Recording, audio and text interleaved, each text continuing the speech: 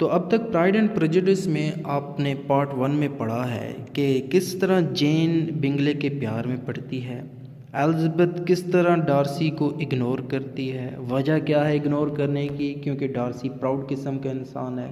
پھر ہم دیکھتے ہیں کہ کریکٹر کولنز آتا ہے ان کی زندگی میں، مسٹر اینڈ مسز بینٹ کی لائف میں، کیونکہ ان کا بھتیجا ہوتا ہے، تو یہ شادی کی ریکویسٹ کرتا ہے۔ اور شادی کس سے کرتا ہے، یہ یہاں سے ہم نے کہانی شروع کرنی ہے۔ اگر آپ کو کہانی کا مزید پتہ کرنا ہے تو پارٹ 1 دیکھ لیجیے گا، تبھی آپ پارٹ 2 دیکھیں تاکہ آپ کو کہانی کی سمجھ آ جائے۔ تو اب کولنز کیا کرتا ہے، وہ شادی کا خواہش مند ہوتا ہے اور کیا چاہتا ہے کہ بینٹ خاندان کی کسی ایک لڑکی سے نا یہ شادی کر لے۔ جب وہ اپنی اس خواہش کا اظہار مسز بینٹ سے کرتا ہے تو مسز بینٹ اسے فوراً کہتی ہے کہ جین کی منگنی مسٹر بنگلے سے ہو چکی ہے، تو تم ایسا کرو، الزبتھ پر نا اپنی جو توجہ ہے نا وہ لگا دو، اپنی کنسنٹریشن اس پہ لگا دو۔ لیکن الزبتھ اسے پسند نہیں کرتی تھی اور اس کی شادی کی یہ جو انویٹیشن تھا یہ کولنز لے کر آیا ہے وہ رد کر دیتی ہے۔ اب جب مسز بینٹ کو پتہ چلتا ہے کہ الزبتھ کولنز سے شادی کرنے سے انکار کر رہی ہے تو مسز بینٹ اس پر خاصی لے دے کرتی ہے اور کافی ایک قسم کا بیہیویئر جو الزبتھ کے ساتھ ہوتا ہے برا ہو جاتا ہے، اور الزبتھ بھی اپنی بات پہ اڑی تھی کہ میں نے تو شادی نہیں کرنی اس کے ساتھ، اور الزبتھ کا ساتھ بھی مسٹر بینٹ دیتا ہے، الزبتھ کا باپ۔ اسی دوران الزبتھ کی ملاقات ایک فوجی افسر مسٹر وکم سے ہوتی ہے۔ وہ بتاتا ہے کہ الزبتھ یہ جو ڈارسی ہے نا یہ اچھا آدمی نہیں ہے، کیونکہ نا اس نے مجھے وراثت میں حصہ نہیں دیا، تو یہ برا آدمی ہے۔ وکم کی یہ باتیں جب الزبتھ سنتی ہے تو الزبتھ کے دل میں مزید نفرت سی پیدا ہو جاتی ہے ڈارسی کے خلاف۔ اس دوران پتہ چلتا ہے کہ بنگلے خاندان فیملی یہ جو ہے نا یہ واپس لندن چلے گئے ہیں۔ اس خبر سے جین بہت پریشان ہوتی ہے، بہت مایوسی نظر آتی ہے۔ اب دوسری طرف ہم دیکھتے ہیں کہ الزبتھ نے تو انکار کر دیا کولنز کو، تو اب کولنز کیا کرتا ہے، کولنز الزبتھ کی دوست شارلٹ سے شادی کر لیتا ہے۔ شارلٹ جو تھی نا اس کا میرج کے متعلق نا تھوڑا نظریہ جو آئیڈیا تھا نا وہ تھوڑا عجیب تھا۔ وہ کیا تھا کہ لڑکیوں کو نا شادی پیار محبت کے لیے نہیں کرنی چاہیے، تو کس کے لیے کرنی چاہیے، کہتی ہے کہ اکنامک پروٹیکشن کے لیے کرنی چاہیے، معاشی تحفظ کے لیے کرنی چاہیے، دوسرے لفظوں میں پیسوں کے لیے کرنی چاہیے۔ شادی کے بعد الزبتھ کی دوست شارلٹ اس سے اپنے ہاں آنے کی انویٹیشن دیتی ہے، کیونکہ مسٹر کولنز لیڈی کیتھرین کی اسٹیٹ پر ہی پادری ہے، اس لیے وہ ڈارسی بھی اپنی آنٹی سے ملنے آتا جاتا رہتا تھا۔ یوں الزبتھ اور ڈارسی کی ملاقات بھی وہیں پہ ہوتی ہے۔ ڈارسی الزبتھ کی طرف ایک اٹریکشن سی محسوس کرتا ہے، لیکن الزبتھ اس کو کوئی امپورٹنس نہیں دیتی، اگنور کرتی ہے۔ خیر اس کے بعد ہم دیکھتے ہیں کہ الزبتھ کو ڈارسی کا جو کزن ہے کرنل ولیم، اس کے ذریعے پتہ چلتا ہے کہ جین اور بنگلے کے درمیان جو دوریاں آ گئی ہیں نا یہ پیدا کرنے والا ڈارسی تھا۔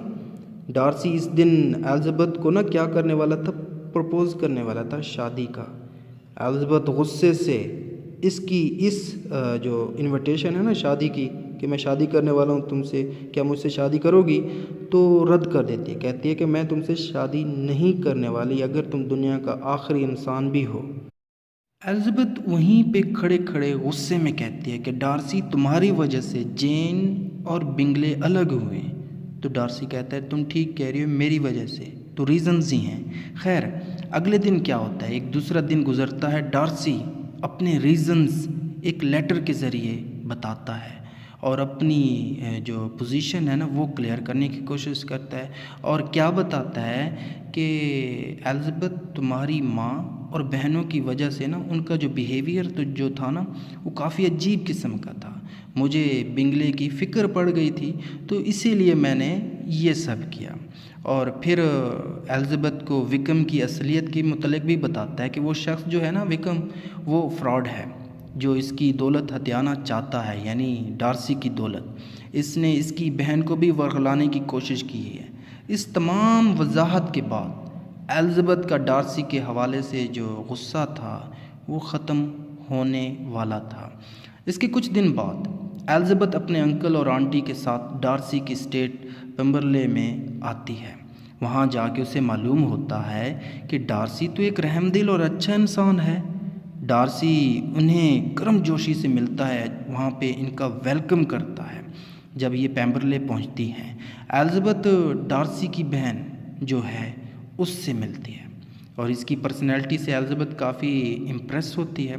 اس طرح الزبتھ کا جو غصہ ڈارسی کے خلاف مزید جو بچا ہوا تھا نا، وہ بھی ختم ہو جاتا ہے اور دونوں ایک دوسرے کو انڈرسٹینڈ سمجھنا شروع کر دیتے ہیں۔ اسی دوران الزبتھ کو جین کا خط ملتا ہے۔ اس خط میں جین لکھتی ہے کہ الزبتھ لیڈیا وکم نام کے بندے کے ساتھ بھاگ گئی ہے۔ جب یہ الزبتھ سنتی ہے تو پریشان ہو جاتی ہے کہ اب اس کی شادی ڈارسی سے کبھی نہیں ہوگی۔ الزبتھ کا انکل جو ہوتا ہے وہ لیڈیا اور وکم کو تلاش کر لیتا ہے۔ وکم نے لیڈیا سے شادی کے لیے پیسوں کا مطالبہ کیا تھا۔ اب یہاں پہ ڈارسی انٹری کرتا ہے اور یہ شریف انسان کا کردار ادا کرتا ہے اور وکم کو پیسے دیتا ہے شادی کے بدلے، اور پھر وکم لیڈیا سے شادی کرنے پر آمادہ ہو جاتا ہے، تیار ہو جاتا ہے۔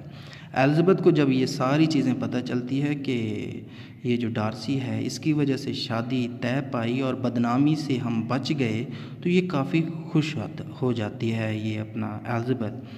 اس کے بعد ہم سٹوری میں دیکھتے ہیں کہ بنگلے جین سے ملنے آتا ہے اور مسٹر بینٹ سے جین کا ہاتھ مانگ لیتا ہے بنگلے۔ یوں بنگلے اور جین کی منگنی انگیجمنٹ ہو جاتی ہے۔ پھر ایک دن لیڈی کیتھرین بینٹ کے گھر آتی ہے اور الزبتھ پر زور دیتی ہے کہ وہ ڈارسی سے شادی نہ کرے۔ کیونکہ وہ ڈارسی کی شادی اپنی بیٹی سے کرنا چاہتی ہے جو اس کے ایک خاندان کے ہیں، ایک سٹیٹس کے ہیں، اور تمہارا سٹیٹس تو کم ہے نا ہم سے۔ لیکن الزبتھ کیا کرتی ہے، وہ کہتی ہے کہ میں تو شادی کروں گی تو ڈارسی کے ساتھ، اور اس لیڈی کی بات سے انکار کر دیتی ہے۔ جب ڈارسی کی آنٹ یہ سنتی ہے تو وہ اس الزبتھ کو برا بھلا کہتی ہے۔ خیر کچھ دنوں بعد ڈارسی کیا کرتا ہے، ڈارسی آتا ہے مسٹر بینٹ کے پاس کیا کرنے کے لیے، الزبتھ کا ہاتھ رشتہ مانگنے کے لیے۔ اس طرح کافی غلط فہمیوں سے گزرنے کے بعد ڈارسی اور الزبتھ کی شادی آخر کار ہو جاتی ہے۔ ڈارسی، الزبتھ اور جین بنگلے کی شادیاں جو ہیں وہ کامیاب ہو جاتی ہیں، جبکہ لیڈیا اور وکم کی شادی ایک بری ایگزامپل میرج کی بنتی ہے۔ ان تمام شادیوں کے ایکسپیرینس کے بعد یہ بات تو واضح ہو جاتی ہے کہ کامیاب شادی کے لیے محبت اور ایک دوسرے کو سمجھنا نہایت ہی امپورٹنٹ ہے۔ وہ شادی جو صرف اکنامیکل کنڈیشن کی بیسڈ پر کی جائے نا، یا خوبصورتی کو دیکھتے ہوئے کی جائے تو وہ کامیاب نہیں ہو سکتی۔ امید کرتا ہوں یہ کہانی آپ کو پسند آئی ہے۔ پسند آئی ہے تو لائک کیجیے گا، سبسکرائب کیجیے گا، دوستوں کے ساتھ لازمی شیئر کیجیے گا۔ Thank you for watching this.